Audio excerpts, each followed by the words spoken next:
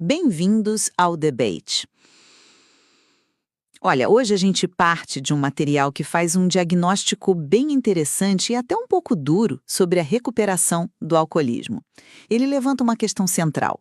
Por que tantos membros de Alcoólicos Anônimos, depois de conseguirem o feito, que é monumental, de parar de beber, parecem bater numa parede?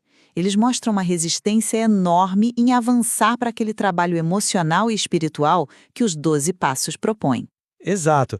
E o ponto de partida do material é esse. A sobriedade, por mais vital que seja, é só o começo, né? A verdadeira transformação, aquela mudança profunda, exige um confronto muito honesto consigo mesmo.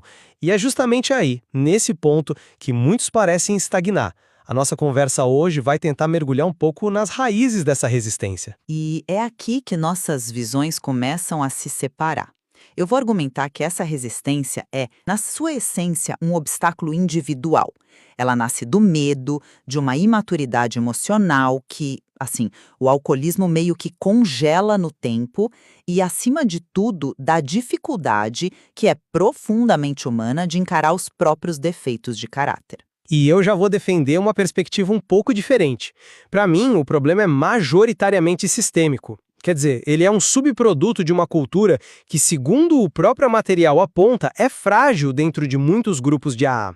Uma cultura que muitas vezes falha em incentivar, em preparar e, de fato, em apoiar os membros nesse trabalho mais profundo que é tão necessário. Meu ponto de partida é que essa resistência é uma escolha pessoal. Pode não ser uma escolha 100% consciente, claro, mas ainda assim é uma escolha. O material aponta algo crucial. Para muitos, o simples fato de parar de beber já é visto como um milagre suficiente, sabe? A pessoa olha para a vida caótica que ela tinha, para as perdas, para a dor, e compara com o agora, onde ela está sobra. A conclusão parece lógica. Pronto, o problema está resolvido. Ela não percebe que a ausência do álcool é apenas a limpeza do terreno. A construção da casa nova, que é o trabalho dos passos, ainda nem começou. Entendo essa lógica do milagre suficiente, mas ela me parece um pouco incompleta. Deixa eu só concluir o raciocínio. O ponto crucial é que os passos exigem algo que a maioria dos seres humanos, não só os alcoólicos, evita a todo custo: um inventário moral honesto.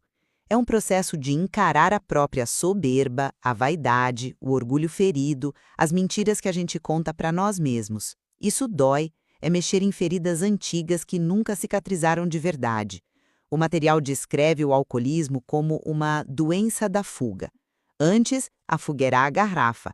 Agora, sóbria, a fuga se torna a procrastinação, a preguiça, a negação.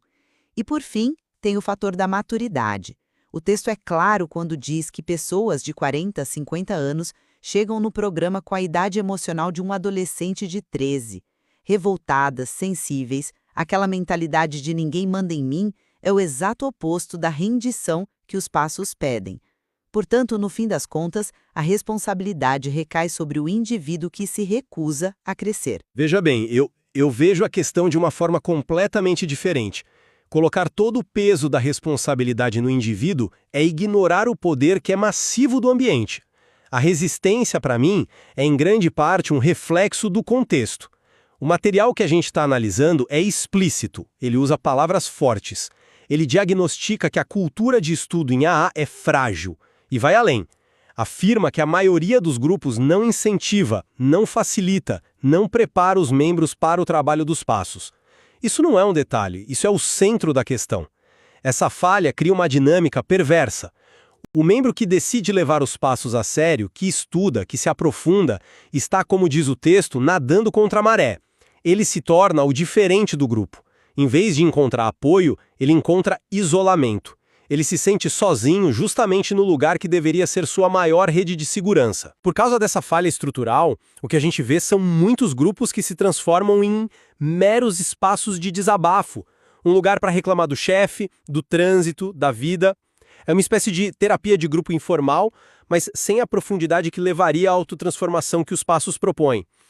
Então, assim, se o próprio sistema falha em oferecer a estrutura, a orientação e o incentivo, como é que a gente pode culpar inteiramente o indivíduo que chega ali ferido, confuso e, como você mesma disse, emocionalmente imaturo? A ausência de um sistema de apoio eficaz não é só um obstáculo, para mim é a principal barreira. Eu entendo o seu raciocínio sobre o ambiente, mas a minha experiência e a própria filosofia do programa apontam para outra direção. A jornada dos 12 passos é, por definição, intransferivelmente pessoal. O programa inteiro é construído sobre essa premissa de responsabilidade individual radical. Um grupo pode oferecer um café, um abraço, um espaço seguro, mas ele não pode fazer o trabalho por ninguém. A frase do material que, para mim, resume tudo é: difícil é parar de viver como bêbado.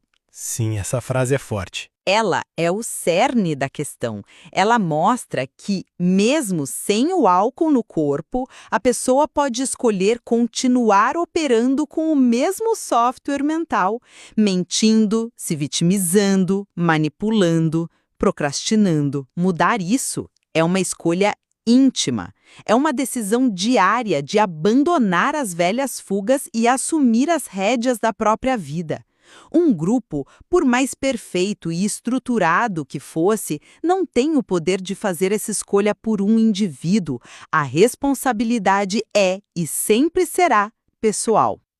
Olha, eu estava pensando em ir naquele restaurante novo que abriu perto do parque. Parece que eles têm umas opções vegetarianas bem interessantes por lá. Esse ponto é forte, eu concordo, mas ele deixa de fora um fator crucial: a viabilidade dessa escolha. Você fala em escolha, mas uma escolha só é real quando as opções são minimamente alcançáveis, né? O material descreve pessoas que chegam com a maturidade emocional de um adolescente traumatizado. Agora, seja honesta, esperar que alguém nesse estado de extrema vulnerabilidade, com o sistema nervoso em frangalhos, enfrente sozinho um processo tão brutalmente doloroso como um inventário moral, isso não é ignorar a realidade da condição humana. É como pedir para alguém com as pernas quebradas que decida correr uma maratona. A força de vontade não é suficiente. Um sistema que, segundo o próprio diagnóstico, falha em facilitar e preparar, compartilha, sim, uma parcela enorme da responsabilidade. Quando a estrutura de apoio falha, a jornada individual se torna exponencialmente mais difícil, a ponto de ser praticamente impossível para muitos. Não é tirar a responsabilidade do indivíduo, mas é reconhecer que ele não opera num vácuo. Mas aí você toca num ponto interessante, que é a cultura do grupo. E eu vejo isso de uma forma diferente. A cultura de um grupo não é uma entidade abstrata, um fantasma que paira sobre as cadeiras. Ela é muito simplesmente o reflexo direto do comprometimento agregado dos seus membros. Se a maioria das pessoas numa sala escolhe usar esse tempo só para desabafar e reclamar da vida, é porque essa escolha é mais fácil e confortável para elas, individualmente. A cultura superficial que você descreve não é a causa do problema, ela é o sintoma. É o resultado de dezenas de decisões individuais que, somadas, privilegiam a acomodação em vez do crescimento. Espera um pouco, aí eu preciso discordar frontalmente. Dizer que a cultura é apenas a soma das partes é ignorar tudo que a gente sabe sobre psicologia social. A cultura de um grupo estabelece normas, cria pressões, molda comportamentos de forma ativa, não é um reflexo passivo. Quando a norma de um grupo é a superficialidade, ela ativamente desencoraja o aprofundamento.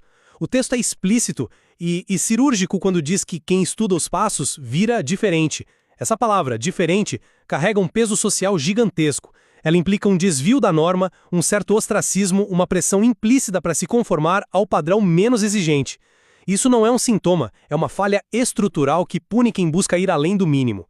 O sistema, nesse caso, não é neutro, ele atua como uma força de resistência que puxa para baixo para o denominador comum mais baixo, que é a mera abstinência sem a verdadeira transformação. Eu vejo a sua lógica, mas essa linha de raciocínio me preocupa um pouco, porque um dos maiores presentes dos passos é justamente nos forçar a abandonar a muleta de culpar o que está fora. Seja a família, o emprego, a economia ou, nesse caso, a cultura do grupo. A resistência aos passos é, em última análise, a resistência a largar essa muleta e assumir 100% de responsabilidade pela própria vida. Ao focarmos tanto na falha do sistema, a gente não está, de certa forma, oferecendo uma nova muleta, talvez mais sofisticada, para quem resiste? A culpa não é minha, é do meu grupo que não me incentiva? Isso soa perigosamente familiar para mim. Soa como o tipo de racionalização que o programa quer desmantelar. Essa é uma crítica justa, mas eu a vejo pelo avesso. Vamos pensar na prática. Um grupo que funciona primordialmente como um espaço de desabafo, onde a conversa que predomina é sobre as injustiças sofridas, as dificuldades externas, o que esse grupo está fazendo na prática? Ele está, mesmo que sem querer, reforçando o uso dessa mesma muleta. Ao não direcionar ativamente seus membros para a autoanálise brutalmente honesta dos passos, o sistema está validando a cultura da queixa. A estrutura do grupo, nesse cenário, acaba por santificar a fuga, em vez de entregar as ferramentas para superá-la. Não se trata de dar uma desculpa, mas de reconhecer que o próprio mecanismo de apoio pode estar paradoxalmente perpetuando doença. O sistema falha em seu propósito mais fundamental, que é desafiar seus membros a olharem para dentro. Ok, então vamos levar seu argumento ao limite. Digamos que o grupo é realmente fraco, que a cultura é superficial. A responsabilidade do indivíduo não seria, então, a de reconhecer isso e procurar um grupo melhor? Ou buscar um padrinho ou madrinha forte que o guie apesar da mediocridade do ambiente? A literatura do programa está disponível. Outros grupos existem. Ninguém está acorrentado a uma única reunião. A responsabilidade final não seria de buscar a solução, mesmo que ela não esteja na sala mais próxima? Acomodar-se nesse grupo fraco também não é uma escolha? Para um veterano do programa, com anos de sobriedade e clareza mental, talvez. Mas para o recém-chegado, essa lógica não se aplica. Para a pessoa que chega pela primeira vez, confusa, assustada, desesperada, aquele grupo específico é o programa. Ele não tem a perspectiva ou o conhecimento para avaliar a qualidade do grupo. Ele vê o que está na sua frente e conclui: ah, então é isso que AA é, um lugar para contar histórias tristes. A falha do sistema nesse primeiro contato é crítica. Pode ser a diferença entre a pessoa encontrar uma tábua de salvação ou se afastar para sempre, acreditando que a solução não funciona, quando na verdade ela só teve o azar de encontrar uma manifestação falha daquela solução. A primeira impressão, nesse estado de vulnerabilidade, pode ser a única. Você está atribuindo um poder quase absoluto ao grupo e muito pouco poder de agência ao indivíduo. A história do programa está cheia de exemplos de pessoas que se recuperaram em condições muito mais adversas, com pouquíssima estrutura. O que as unia era um desejo desesperado de parar de sofrer, uma vontade que superava qualquer deficiência do ambiente. Talvez o que falte não seja a estrutura perfeita, mas essa dose de desespero honesto, o fundo do poço que torna a pessoa disposta a fazer qualquer coisa, inclusive nadar contra a maré de um grupo morno. E eu acredito que é perigoso basear a eficácia de um programa de saúde pública em casos excepcionais de heroísmo individual. Um sistema deve ser projetado para funcionar para a média das pessoas, não apenas para os heróis ou para os mais desesperados. Se o sistema consistentemente falha em engajar a maioria de seus membros no seu componente mais essencial, que são os passos, então a falha é do sistema.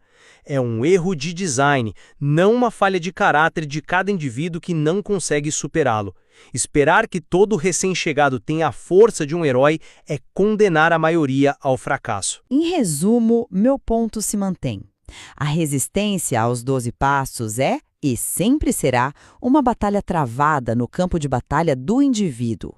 Ela nasce daquele medo universal de olhar no espelho e não gostar do que se vê, da inércia que nos puxa para o caminho de menor resistência e de uma recusa em abandonar a adolescência emocional. O ambiente externo, o grupo, pode ser um vento a favor ou um vento contra. Eu admito. Ele pode facilitar ou dificultar, mas a decisão final de içar as velas e navegar ou de permanecer ancorada no porto da autopiedade é fundamentalmente individual. Posição de que essa resistência individual, embora real, é dramaticamente potencializada e muitas vezes causada por uma falha sistêmica. Uma cultura que não incentiva, não prepara e, pior, às vezes até isola quem busca a profundidade, cria uma barreira formidável. O contexto não é só um fator coadjuvante, ele pode ser o principal determinante do resultado. tornando o caminho do crescimento tão íngreme e solitário que poucos têm a força para completá-lo. A responsabilidade do indivíduo existe, mas ela é exercida dentro de um campo de jogo que pode estar inclinado contra ele desde o início.